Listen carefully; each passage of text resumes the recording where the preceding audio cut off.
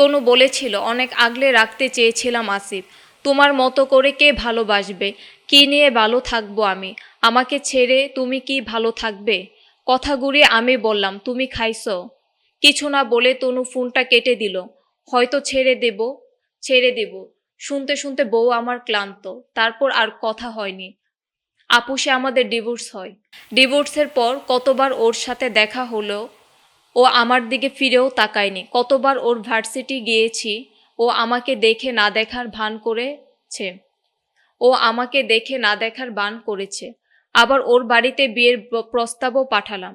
নানিকে পাঠালাম, জানিয়েছে জীবনের 25টা বছর কেটে গেল, বাকি দিনগুলো কেটে যাবে। কদিন আগে হঠাৎ করে ওর পথ আগলে দাঁড়ালাম, বললাম, পুরো পৃথিবী আমার করে পেলেও তোমার অভাবে আমি শূন্য তনু।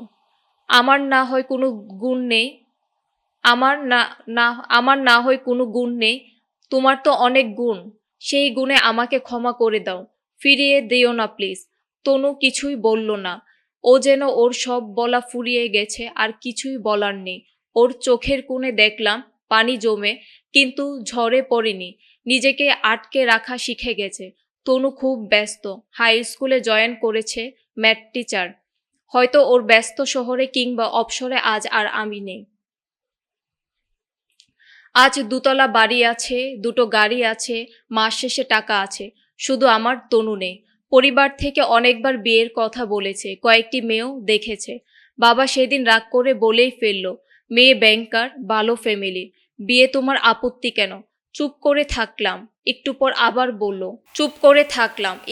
আবার বলল, তনুকে ছাড়তে তো আমরা বলিনি, তুমি ছাড়ছো। এ কথা শুনেই বললাম, ছেড়ে দেওয়ার কথা তোমরা কেউই বলনি বাবা, কিন্তু বাধাও দাওনি।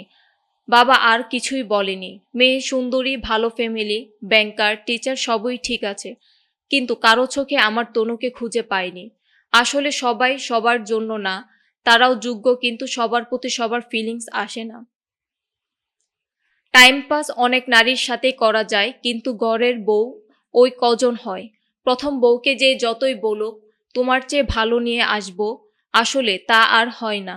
যায় দিন ভালো, আসে দিন খারাপ। আজ বাবা মা, ভাই ভাবি, বন্ধু বান্ধব যে যার সংসার নিয়ে ভালো আছে। ভাঙা গড়ায় এই খেলায় টুপ করে ভেঙে ফেলা যায়। গড়ে দিতে যত বাহানা, ভুল তো আমারই। প্রকৃতি ছাড় দেয় না। সুখের আশায় সুখ পাখি ছেড়ে দিয়ে সুখের খোঁজ করা ভীষণ অন্যায়।